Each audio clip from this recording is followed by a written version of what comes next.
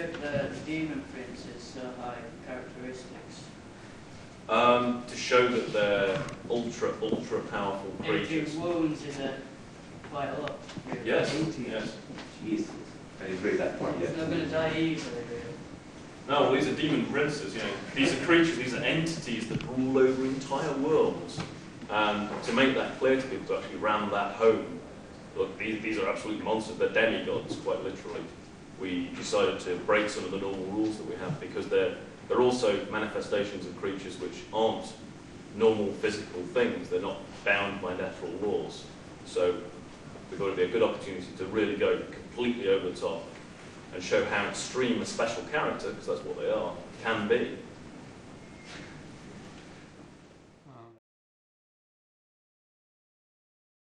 This video is a long time coming, and that is in part due to the fact that I had to get over some preconceived notions about how I look at 10th edition.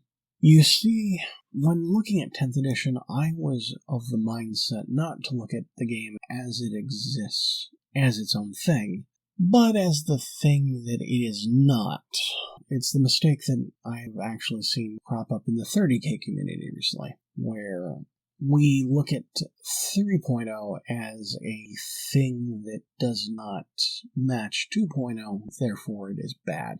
And this isn't to say that you can't have problems with a game even in isolation, but one of the things I think is worth considering is that 10th edition is not the game I grew up with. It's not the game that I cut my teeth on. It's not the game that I played the heck out of when I was able to get games in almost weekly. No, it is its own thing, and as I've gotten older, I've gotten stuck in a mindset of, well, back in my day. And that was a mistake. That was a mistake that I have made. That is a mistake that I'm sure I'm not the only one who's made. So I wanted to talk about it. But first, why am I making this video? Well, about a year ago, after 10th edition launched and we kind of all got settled in and I had gone through and played an escalation league with World Eaters, during a time where 8-bound were still impossible to get, and I'll be honest, I still haven't picked any up after the fact because I had put that army aside,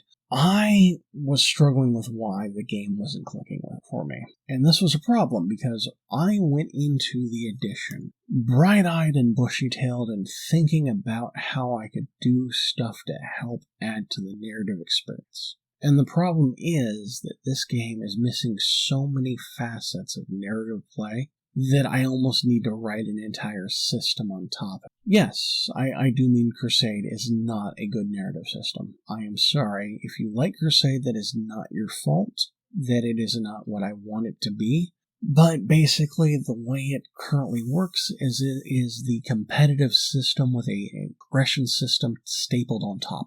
And I have an issue with that, mostly because progression is only one facet, one part of narrative play.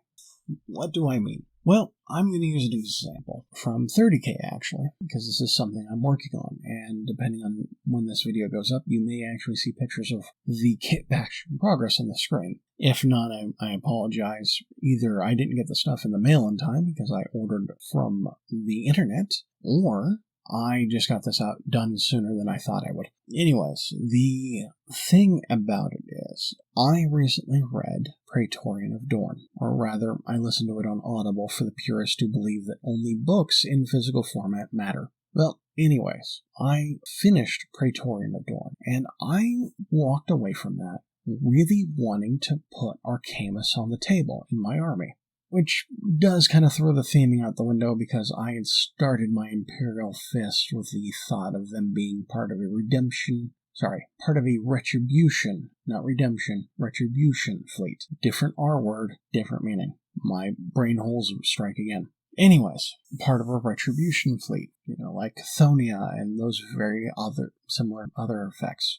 Just something to kind of give them an excuse to fight more stuff. And Arcamus is definitely not part one of those. As the leader of the Husk Girls, he did not leave Dorn's side for the 5 years of the Horus Heresy that he lived through. Yes, I'm spoiling that book that's several years old that he dies at the end, but let's be honest here. A lot of people died in the Horus Heresy, so it's not really a surprise that he did. The thing is, though, I really liked his story, and basically, I came out of it wanting to have him in my army, which means I needed a model that had a bionic right leg, a bionic right arm, a power maul, a bolter, a cape, and some fur. Now, even if the kit bash isn't done, I will have put the pictures of the models I'm stealing parts from, or at least their kits, to give you an idea of what I'm kind of aiming for. That is right, I'm using the Loyalist Herald's leg, the Command Sprue bionic arm that is holding a C-axe, but I am replacing the C-axe with the mace from the Mark II Centurion kit. I am also using the Mark II Centurion's cape and backpack. I am also using fur from this Chaos Warrior, or at least that is the intent at this time, because I'm recording before I physically have things in my hands, and before I can determine if things will fit. I'm hoping his shoulders are broad enough to make that fur work, though. Anyways, the point is that I am taking a character from a book whose wargear is not the standard pistol, power sword, or power fist options that you usually see on Space Marines. It's not as fancy as some of the options I probably could build, but I just really wanted to build him, even though the price point on this kit bash is, well, it's not cheap, as I probably have put on the screen as well, just because I wanted to share my pain just a little. Anyways, this kind of brings me to my point.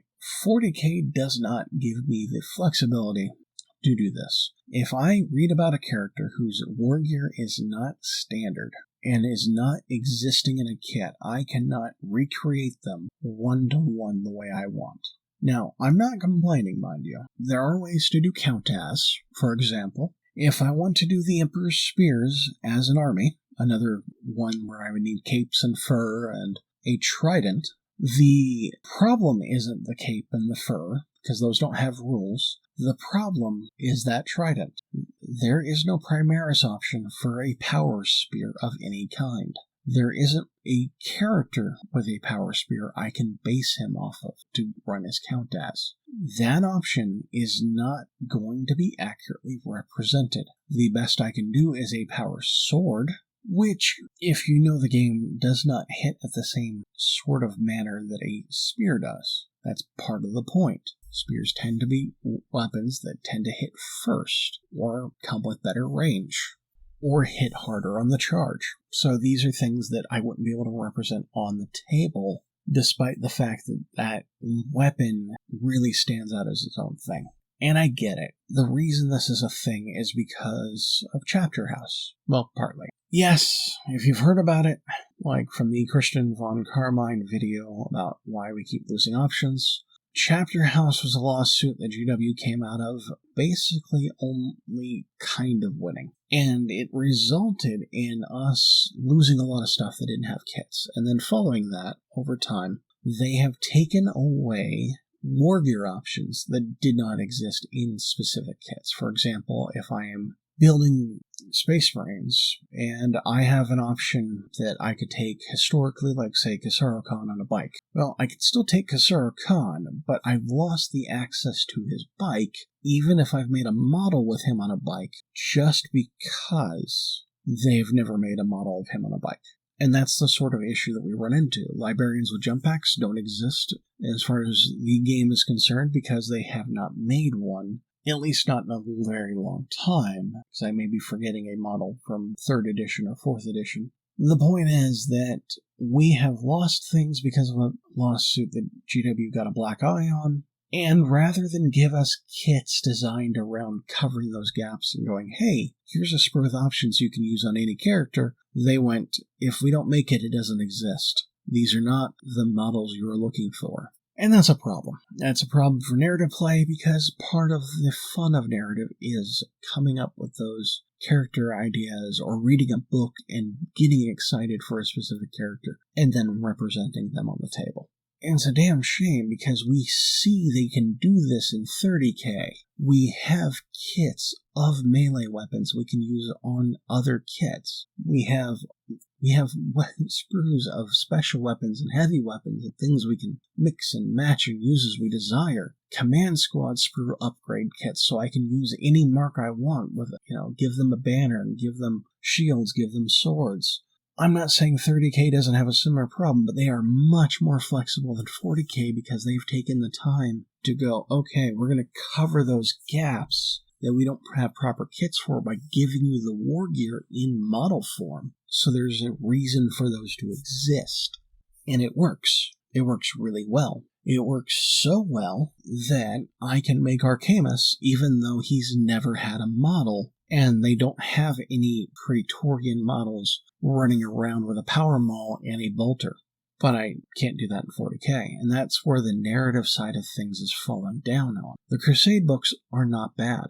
They're a little siloed in on the specific conflicts they're designed for, which I kind of understand. They're almost trying to take the Imperial Armor or campaign books of the past and update them, but they're not really diving in there deep enough for those actual events, as far as I'm concerned. They're good, but I also believe they could do better. I've seen that they've done better. More missions, for example. That said, it's still a progression system. You're still unlocking things for winning battles, killing units, scoring your little points, and so forth.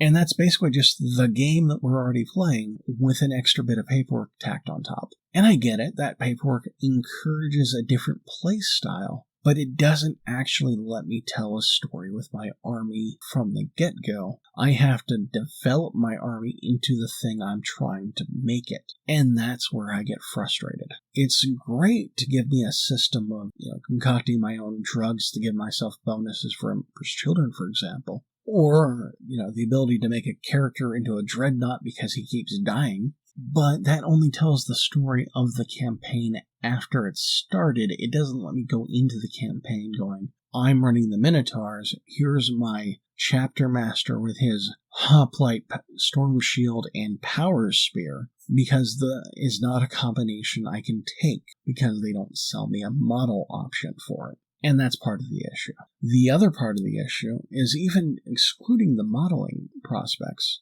they do not let me put that on a model even if I've built it myself. Because I can kit bash using only GW parts and maybe some sculpting putty. I'm okay with that if I need to do so to meet requirements for any official GW events or, whatever they're doing. I can work in those realms. In fact, I kind of prefer to, because I like working in plastic and not touching resin if I can help it, outside of maybe some heads and shoulder pads. It's just kind of a pain in my butt to deal with resin. I'm not a fan. Never really have been. So because of that, I like kit bashing in plastic whenever I can, even if it's a bit more trouble, and I have to kind of work to make it actually sit the way I want to and kind of combined in a way that makes sense. That's fine. That is something I can work around. The problem I run into, though, is they're not encouraging me to spend that money on those models to do so. And that's the thing. It's like, kit bashing is a specialist hobby. It's definitely something that leans more for the narrative player in the first place, somebody who's either trying to recreate a specific force from a specific time period or story, or somebody who has a very specific idea of a custom force in their head they want to recreate. And that's the thing. I am all for recreating that force or telling your own story. And I don't mind the progression systems that come on after that. Sisters of Battle and their martyrdom system is fucking beautiful. It dials in on the very themes of the army and helps tell their story once the conflict is started, but it isn't helping me tell the story of the force that went to that conflict first, beyond them being just like any other straight-out-of-the-box force. And that's where I get stuck in this edition when it comes to customization. I don't feel like I can put my own personal touches on anything, and that's why I have partly, I should say, bounced off this edition. And I could sit here and go, previous editions did it better, but they also existed in a different time with a different mindset on why we could do that. For example, back in 5th edition, the edition I played the most, I could make a Duke Sisless model. I could put a guy on a hoverboard in the Dark Eldar and go nuts. At least I'm hoping it's Duke Sisless. To be honest, I'll have it on screen because I've got the codex. I'll take a picture. But the point is, he was a character who could only be made by combining Hellion models with an Archon to make his own thing. And I love the idea of him. Just this fallen Dark Eldar noble who is leading a scrappy bunch of guys from the lower sections of the Chimera to cause havoc and raid other Dark Eldar is beautiful. Right up my alley. I'll be honest, when it comes to 40k, I really love those underdog stories. You know, it's all fun and all to have the big bulger porn stories where Space Marines just run around kicking teeth in for 400 pages. But you give me a story about a guy who's fighting upwards, and I'm going to be way more invested about it. Partly why I enjoy Sisters so much, because most of their stories involve martyrdom, which means they're always fighting against something that's going to, result in them dying in the fashion of a martyr. It's kind of their gig. That said, this isn't the only issue I've run into with this edition. The other big one is a combination of factors, and it's kind of a cascading effect. To put it simply, when I started playing, terrain was not something you had to have a lot of. And part of that was because GW couldn't insist on you buying a lot of terrain kits or building a lot of terrain. It made the game less accessible. And that was understood. It was about 5 medium to large size pieces of terrain to a table, and then you could have anywhere from 2 to 4 smaller scatter pieces to help break up the quadrants a little bit where they intersected. And basically your biggest pieces would go one in each table corner, not necessarily on the corner, just in that quarter. One in the middle to break up the corner-to-corner line of sight, usually the largest piece. And then if you threw any other terrain down, it was usually between the 4 quarters to help break up line of sight, at least a little bit between those ruins and buildings.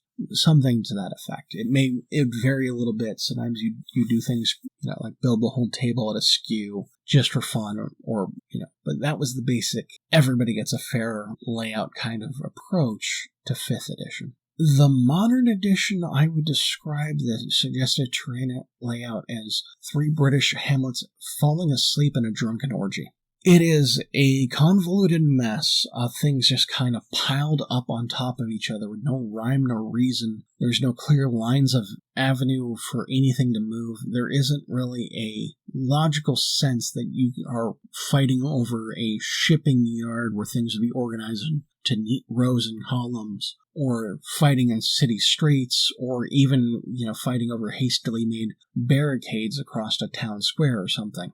It's really just a lot of stuff crammed in there to try to block as many lines of sight as possible that are over 8 inches, which creates this horribly cramped setting of winding open paths that it's hard to drive any vehicles down, making vehicles, especially the larger ones from Land Raider on up in terms of size, worse, or unplayable like the Baneblade and Stampa, to just generally struggling to deal with everything else. And I can tell you why this is happening. Basically, there's a combo of issues. The game moved to a smaller table size. We all know this. It went from 4 by 6 feet to 44 by, I want to say 62 inches, but I may be misremembering that. Basically, the table shrunk by about a quarter. Now, that isn't the only problem we've had since then. See, since 7th edition, Marines, for example, have been moving from 25mm bases to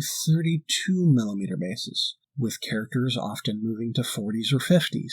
Terminators are on 40mm bases. 50mm bases are not uncommon for some units. Looking at you, Centurions, but I'm pretty sure Gravis is pushing that envelope here and there as well. And basically, they're not the only ones. Orcs are on 32s, Sisters are on 28s, Guard are on 28s.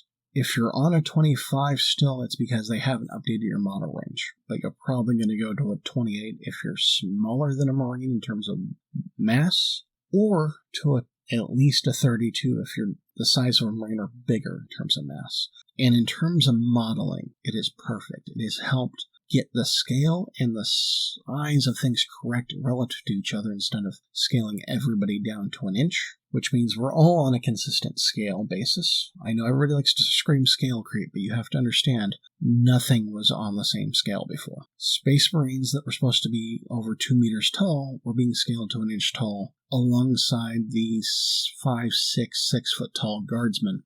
Basically, everything was out of scale. Everything was on its own scale, and that was to do with the costing of molds and a bunch of other factors.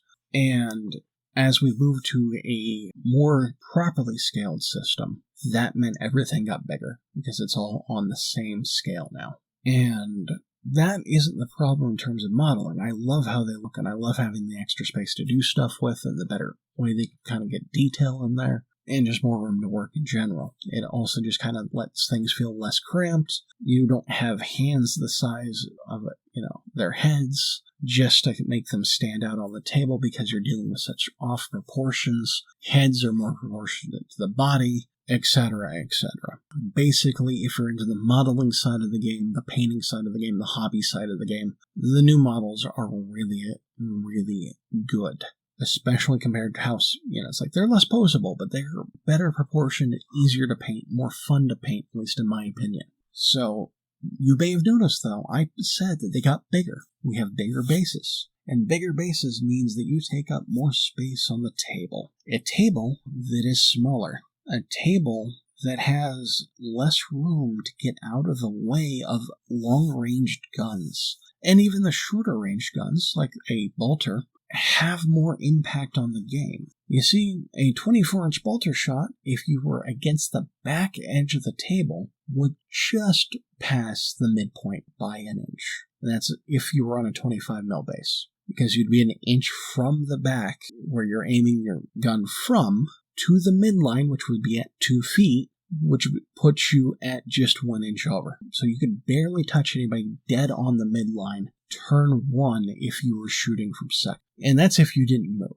I'm being a little generous, but just follow with me here. At 44 inches, the midpoint of the table is now 22 inches. That is 2 inches closer, which means you're now reaching 3 inches past middle of the table from when you're sitting on the edge, assuming you're still on a 25 mil base, which nobody is. So you're actually reaching closer to 24 inches from the edge of the table, which puts you even further in. And that's just the bolter, one of the lower end weapons outside of pistols, because a lot of weapons have moved to 30 inches, which means they're shooting well into they're hitting the, 2/3 of the way across the table from the back line. And that's a problem. It's a problem when the table gets smaller and guns stay the same range, because now you can't avoid them as easily. This is why shooting armies keep being so powerful, and they have to keep doing convoluted things with the terrain to try to balance everything out. So what's the solution? Well, I can confidently say the solution should not have been to triple the amount of terrain on the table to fix it. I get that is the easiest solution, but it is not the correct one, in my opinion. The correct one would be to shorten everybody's weapon ranges. 24 inches down to 18, for example. Yes, that would mean that they wouldn't be able to quite touch the midline, but that's, honestly, I don't think that's a negative. 30 inches down to 24. You can kind of see what we're doing here is about 6 inches off. Now, longer range weapons, like 42-inch range las cannons, might need to come down to 36. And we can kind of keep working down this way, but I'd argue that pistols should not be decreased. And that's only because a 12-inch pistol, yes, they have increased threat range, but that is also the max charge distance. And that's usually on bolt pistols, with some of the stronger pistols being 8 inches or less, depending on how they feel about balance this edition, because I know they keep changing some things and I have not been following as closely as I used to. The joys of getting older and devote my free time to one game system or another, not multiple at a time anymore. But you can kind of see the intent here. We take everything down to a shorter range, just a little bit shorter. Keep the relative bands to each other, which matches the way that Rick Priestley designed them originally, as you can see on the screen with White Dwarf 92 talking about that the weapon ranges are not in scale, but are relative bands to each other to create the same effect without trying to deal with the fact that the models basically are too big to make the scale work for the guns. And that would fix a fair bit right there. I think that would actually solve a fair bit, but I don't think it would solve everything. But it would give us a reason to cut down on how much terrain's on the table, which could also give us an argument to maybe get rid of obscuring as a rule as well and change the terrain completely so we can actually interact with it again and have an excuse to touch it instead of playing keep away. Like I said, there's a lot of issues cascading out of this problem. They have made me really frustrated with the way the game handles ranged combat, which you wouldn't think to be an issue considering I tend to play short-range shooting armies like Sisters, certain kinds of Marine armies, and the like, where I have to get aggressively close anyways, and this is actually telling me to get closer. Now, arguably, with this, we can also argue that maybe charge ranges should go down to a shorter distance, but that's one of those things that may also have to come down to a reevaluation by the designers on how to best handle the smaller table, because they aren't really taking it into consideration. I would almost argue that a lot of things could get cut down a little bit. Maybe Space Marines can move an inch less across the board, and then we cascade that down.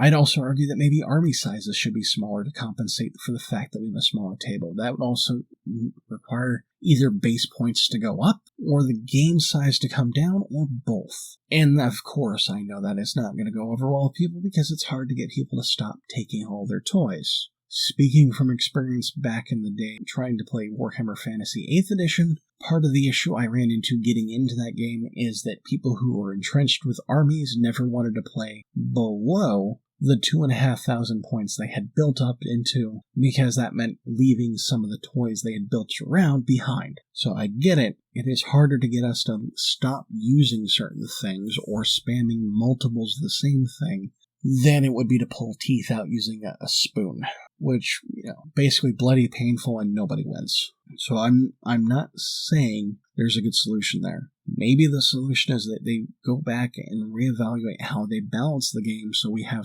missions specifically designed for smaller point totals, so we can do an escalation style system better, or just make tournaments that run smaller point totals and actually have games designed for them. Because that's part of the problem, too. If I'm playing 500 points, the missions are written for a 2,000 point army. It does not help anything. It doesn't change the size of the table. It doesn't change anything really useful. I shouldn't lie. It does change the size of the table, but it doesn't really change the missions in enough way to make them actually balance around the size of the armies being played. And I believe that is a problem.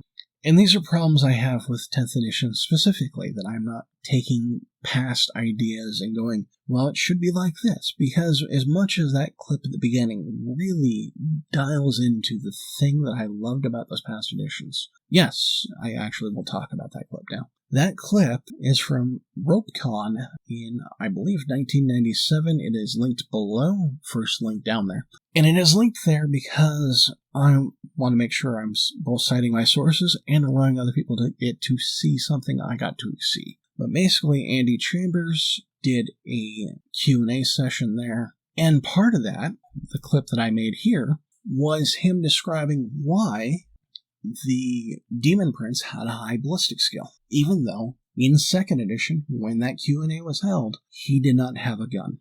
Now, I'm not going to make you go back and listen to it all over again. I will just tell you what he said here. The reason for that was to make the model represent his actual skill level in various things, even if it wasn't truly applicable. Additionally, it also future-proofed the design, so if they ever, say, 4 editions later during 6th edition, add the ability for people to shoot anti-aircraft weapons, which was a thing, by the way, with emplaced guns. The Demon Prince could man an AA gun and shoot at aircraft. It allowed for that possibility in the future for things to be able to work that way, or if they added options in the kit later, so they didn't have to go back and change things. And that was what the design was like for 5 editions, 2nd through 7th. Technically, I want to say 6 editions, because we have to count 2nd itself properly. And that was the thing I had really latched onto, because, I hate to say it, it's that part of your brain that goes, Batman can beat up Superman, and I have the numbers to prove it kind of thing. It lets us tell relative to each other how good somebody is in a fight, how strong they are, a bunch of things that the current system doesn't represent.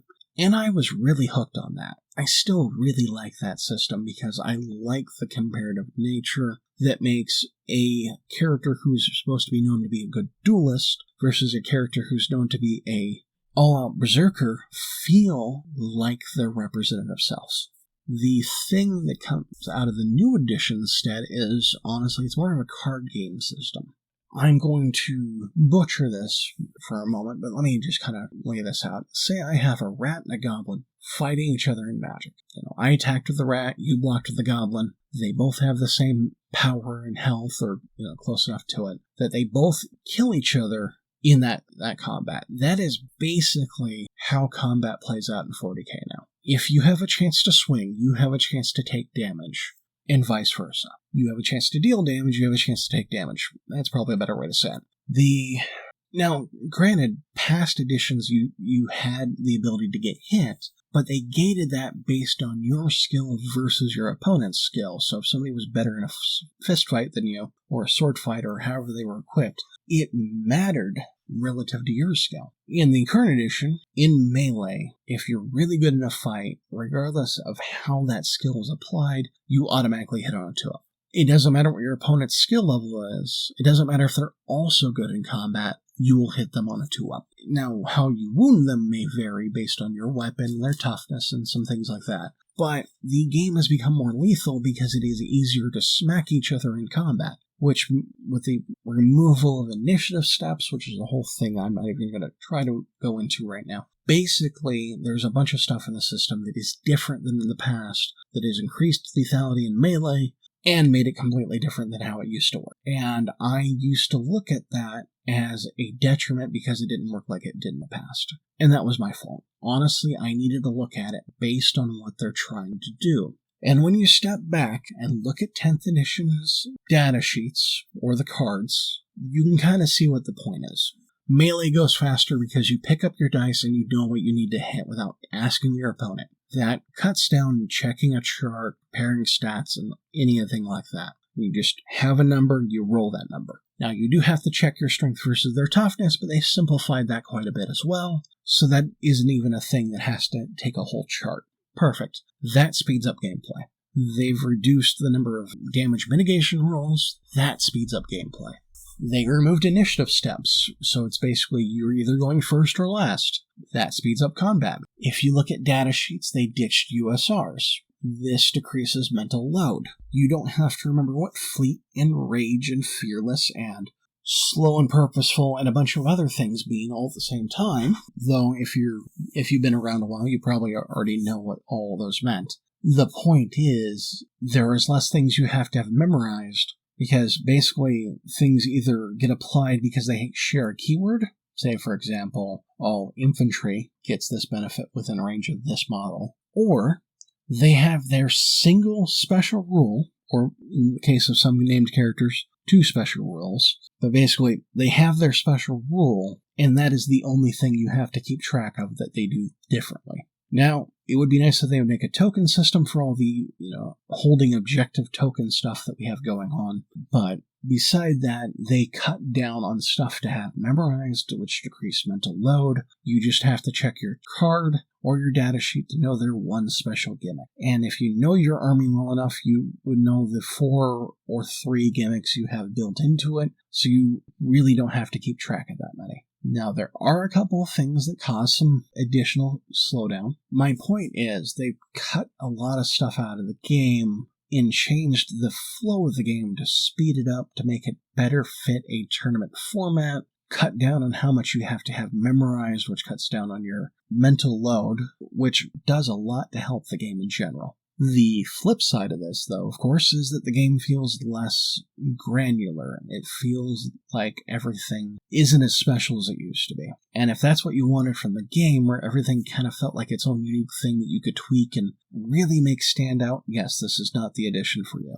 I have been split on this, and honestly, I cannot say it's a bad system because it meets their design goals for the most part. They still need to figure out the fact that when you say you're taking rerolls out to speed up the game, you actually need to remove them. But for the most part, this game is going faster. Now, if they can get it to stop ending on turn 2 or 3 more consistently by fixing the weapon ranges and some other things, would probably be better. But as a whole, the game is smoother, it plays quicker, it's harder to stall turns, they've made unit sizes smaller as a whole to both curb the power of more powerful elite units. Basically, everything has been in the purpose to feed into that competitive system and to make it easier to balance that for that competitive system. That means that it's also easier to list check for that competitive system because wargear is so tightly restricted for that people aren't needing to work so hard to cross-check all lists. And I can't say it's bad because of that. It does meet their design goals. But when it comes to the narrative side of the game, that competitive build isn't really what the game needs. The game really needs options. It needs to have more meat on it. It doesn't have to be as balanced, because part of the point of narrative is sometimes you're fighting unbalanced things, but it also could be that you could talk it out with your opponent and purposely play an unbalanced game in a way that you can still win by achieving certain objectives, or by getting free reinforcements, or a bunch of other things. There are ways to balance narrative, and I would love if they would actually go into depth on that.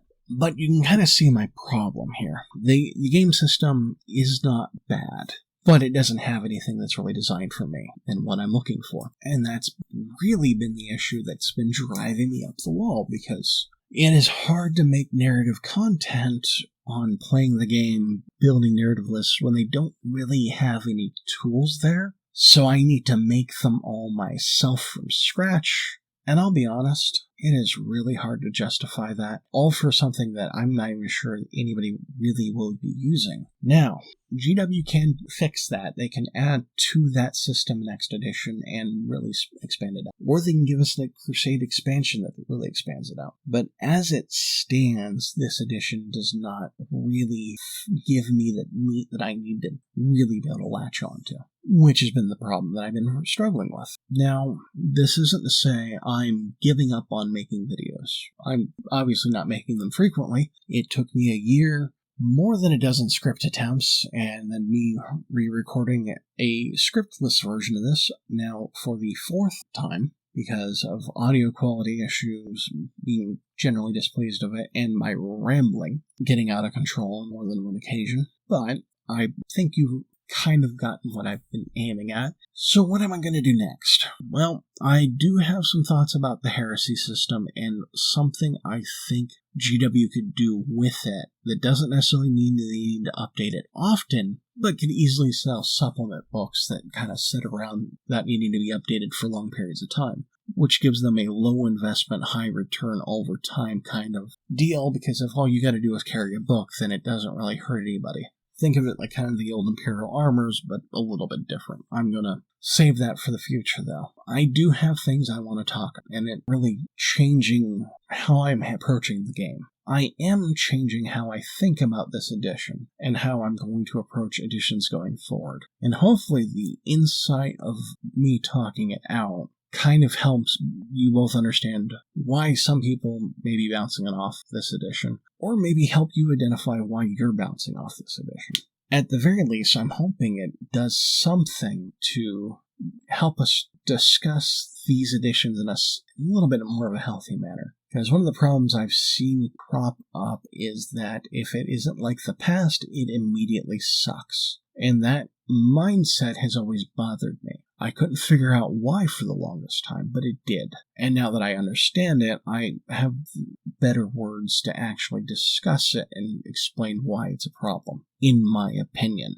But that is enough yapping from me. This video is already far too long. I'm taking this audio and trimming it so it won't be as long as I'm looking at now as I watch the Audacity recording continue to scroll. But it will still be too long.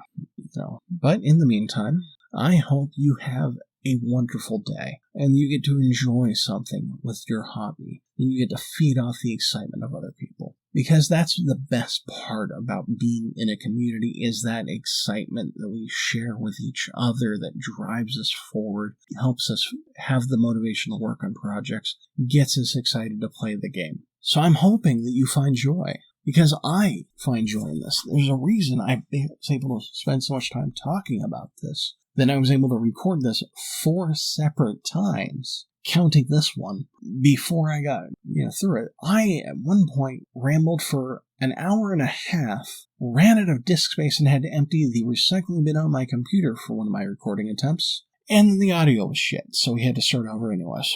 And that's because I get excited to talk about this. I cannot shut my stupid mouth up when I am discussing this game and this hobby with people. And it's okay if you're not that excited. You don't have to be as excited as me about every little thing. You don't have to lean into the lore as much as I do. You don't have to go back and look at past codexes to realize the Terminus Decree update really doesn't matter because Caldor Drago's the only one who knows how to open the box, and he's stuck in the warp, and he wouldn't know when to open it because it's only going to get opened during a time of great need. Again, you can kind of tell I get excited, and I like to share that excitement because it's the thing that I hope helps people also find their own joy in this hobby. So I'm going to wrap it up here. I do want to give a special thanks to all the people who've been waiting for the past year of me trying to record this video and sort out the thoughts in my empty little head. Because let's be honest here. If I had made this video immediately following when I played through those escalation games, it would have been about how much I hated this edition. If I made it months later, it still would have been how much this edition sucks compared to last edition. It wasn't until recently that I was able to really dial in that I was needing to spend more time looking at this edition properly as its own thing instead of comparing it to its older siblings. And that's actually helped me quite a bit because I actually understand the game better now that I'm doing that. So, with that said, I hope you enjoy some good hobby, some good books, some good memes, or some just good life. And, just this once, I don't think the Ultramarines are that bad. The thing is, I will say that maybe, just maybe, Calgar's Drago's Gauntlets should have gone to an Imperial Fist chapter master instead